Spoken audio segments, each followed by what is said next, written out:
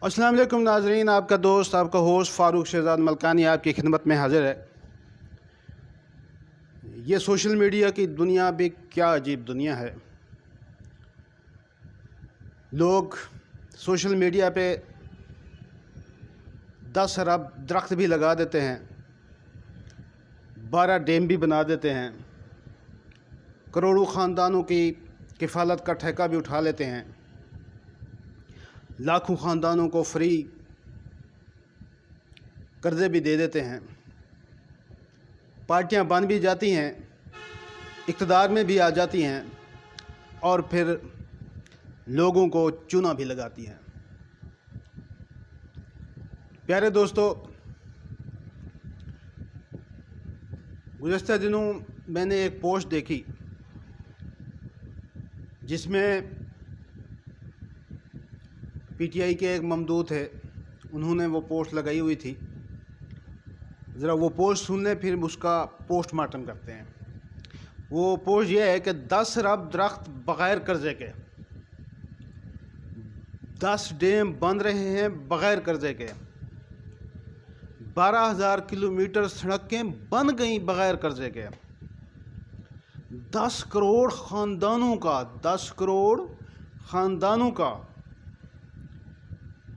10 लाख का फ्री इलाज बग़ैर कर्ज़े के, लाखों ख़ानदानों को 10 लाख से 1 करोड़ तक कर्ज़े कारोबार के लिए, वो भी बग़ैर कर्ज़े के। उल्टा, अब उल्टी चक्की भी घूमने लगी भाई उस पोस्ट में, देख लें। उल्टा 12 अरब डॉलर के कर्ज़े भी उतार दिए 3 साल में। आगे क्या लिखा है, जो उनका रिवायती तरीका है कि अपने ऊपर तनकीद करने वालों को लताड़ दो। वो ये लिखा हुआ है कि इमरान खान ने 3 साल में पाकिस्तान की तकदीर बदल दी है, बस मीडिया को लिफाफा बंद है। अवाम को ड्रामाबाजी करने वाले सियासतदानों की आदत पड़ी हुई है, इसलिए सब अंधे गूंगे बनकर तनकीद कर रहे हैं। पाकिस्तान को 4 चांद लगा दिए गए हैं। 2 साल मज़ीद इजाफे का इंतज़ार करें, बदल रही है अब किस्मत पाकिस्तान की। यार, साफ़ी का काम हुकूमत की गलतियों, कोताहियों और उसकी कारकर्दगी पर तनकीद करना होता है, जो मैं भी करता रहता हूँ। मेरा हक़ है, मैं भी वो हक़ इस्तेमाल करता हूँ और हमेशा मुस्बत तनकीद की है, कभी तनकीद बराए तनकीद नहीं की। इस पोस्ट को देखकर, बल्कि एक बंदे नहीं लगा, ये तो हज़ारों बंदों ने लगाई हुई है, लाखों बंदों ने शायद लगाई हुई है, मेरी नज़र से बहुत से लोगों की पड़ी है। इस तरह की पोस्टें सिर्फ बेवकूफ़ बनाने के लिए होती हैं, इनका हकीकत से कोई ताल्लुक़ नहीं होता। उसकी वजह मैं बता रहा हूँ। अब ये 10 अरब दरख्त बग़ैर कर्ज़े के, कर्ज़े की बात आखिर में करूँगा कि इन्होंने कितने कर्ज़े लिए, कर्ज़े इस 3 सालों में बढ़े के कम हुए, वो बात की बात होगी। अब पहले आते हैं इनकी कारकर्दगी जो 3 साल में इन्होंने दिखाई, बग़ैर कर्ज़े को छोड़ देते हैं। 10 अरब दरख्त लगाने का जो दावा किया गया है, आपको पता है पाकिस्तान का रकबा कितना है टोटल? 7,96,096। कोई 95 भी लिखता है, कोई 98 भी लिखता है, कोई थोड़ा और ऊपर नीचे भी लगता है। मुख्तलिफ कोर्स की किताबों में भी कुछ मुख्तलिफ लिखा हुआ है, लेकिन एग्जैक्ट जिस पे लोग ज़्यादातर मुत्तफिक है वो यही है कि 7,96,096 मुरब्बा किलोमीटर। और आपको पता है कि 1 किलोमीटर कितने मीटर होते हैं? 1 किलोमीटर में 1000 मीटर होते हैं, ठीक है? तो कितने मुरब्बा मीटर हो गए? ये मुरब्बा मीटर हो गए 79,60,96,000 मुरब्बा मीटर पाकिस्तान का टोटल रकबा है। इसमें घर भी आ जाते हैं, आबादियाँ भी आ जाती हैं, इसमें नहरें भी आ जाती हैं, दरिया भी आ जाते हैं, शायद मेरे ख्याल में समंदर भी आता होगा, चलो समंदर को भी छोड़ देते हैं। इन सब को छोड़ के, पहाड़ों को छोड़ के जिन पे कोई एक्सेस नहीं है, जहाँ पहले दरख्त लगे होते हैं, उनको भी छोड़ दें। फिर भी अगर एक मुरब्बा मीटर में, एक मुरब्बा मीटर कितना होता है, अगर दरख्त लगाएं तो कम अज़ कम 2-3 मीटर का फासला ज़रूर लगा रखा जाता है, लेकिन उस 2-3 मीटर के फासले को भी छोड़ देते हैं। एक मुरब्बा मीटर में अगर एक दरख्त लगाने की बात की जाए तो कितना बनता है? फिर भी दरख्त बनते हैं 79,60,96,000। ये 10 अरब दरख्त कैसे लगे मेरी समझ में तो नहीं आता। किसी की समझ में आता हो तो नीचे उसका फार्मूला भी बता दीजिएगा कमेंट में, ताकि मुझे भी पता लगे और लोगों को भी पता चले। 10 डैम बन रहे हैं, मुझे नहीं पता कहाँ बन रहे हैं। अगर आपको पता हो आप कमेंट कर दीजिएगा। 12,000 किलोमीटर सड़कें बन गई, और जो बन रही हैं उनका तो हिसाब नहीं है ना। जो 3 साल में 12,000 किलोमीटर जिन्होंने बना दिए हैं, वो अगले 2 साल में या जो प्रोसेस में है वो तो लाखों में होंगी। 10 करोड़ ख़ानदानों, पाकिस्तान की एवरेज ख़ानदान में 7-8 बंदे होते हैं। 10 करोड़ मीन कितनी आबादी हुई? अगर ख़ानदान फ़ी ख़ानदान 5 बंदे भी रख दें, ज़्यादा नहीं बढ़ाते, 7-8 तक नहीं जाते। हालांकि पाकिस्तान की एवरेज आबादी का ख़ानदान 7 से 8 बंदों का होता है। 10 करोड़ से ज़्यादा 5 को ज़रब दें, कितनी बनेगी? 50 करोड़। जबकि पाकिस्तान की टोटल आबादी 22-23 करोड़ है।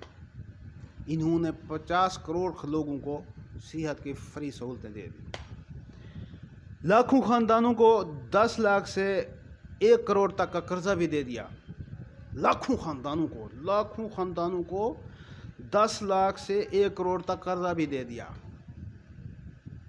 और इसके अलावा जो आखिर में जो उन्होंने बात की है ना, धमाकेदार है, सुने आप। उल्टा उन्होंने इस हुकूमत के यहाँ 3 साल में 12 अरब डॉलर का कर्जा वापस भी कर दिया। ना कर्जा लिया बल्कि 12 अरब डॉलर कर्जा वापस भी दे दिया। अच्छा, एक बात, चलो इन बातों को अब छोड़ देते हैं क्योंकि ये बातें पुरानी हो गई, इन पे कमेंट हो चुका। ये बताएं, अगर पहले कर्जा कहा जाता 30 अरब डॉलर था, कितना था, जितना भी था, छोड़ें उसको, जितना भी कर्जा था, अगर उसमें हुआ है इजाफा तो इसका मतलब है इन्होंने कर्जा वही रूटीन का वापस किया है जो किस्तें ड्यू थी, और हर हुकूमत देती आ रही है।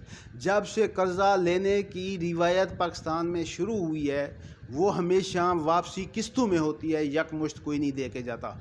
ना वही हुकूमत देती है जो जिसने लिया होता है, उसने अपनी मतलब ड्यू किस्त जो है ना 2 साल 3 साल 5 साल की जो छूट होती है, उसके बाद जो छूट के बाद 1 साल की होती है, 2 साल की होती है, जितनी भी होती है, उसके बाद जब भी किस्त ड्यू होती है, अगर उसी हुकूमत में आती है तो वो दे के जाती है किस्त, अगर अगली हुकूमत के ड्यू आती है तो वो देती है, और हमेशा से आता आ रहा है। ये कारोबारी असूल है। देख रहे हैं, अगर आम दुकानदार भी एक कर्ज़ा लेता है तो वो जब पीछे अपने होल सेलर को या कंपनी को वापस करता है तो वो भी एक प्रोसेस के साथ वापस जाता है। इसका मतलब है अगर 10 अरब डॉलर उन्होंने कर्ज़ा वापस भी दिया, 12 अरब डॉलर वापस भी दिया है, तो कर्ज़ा कम होना चाहिए ना।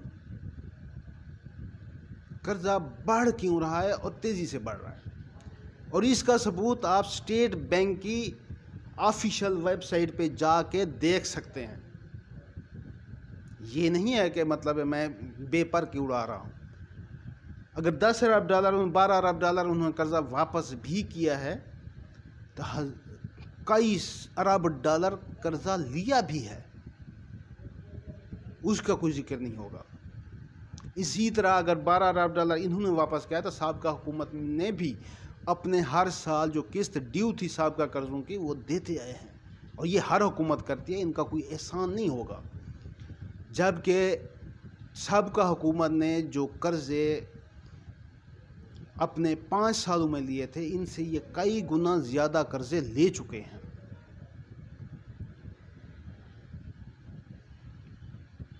ठीक है।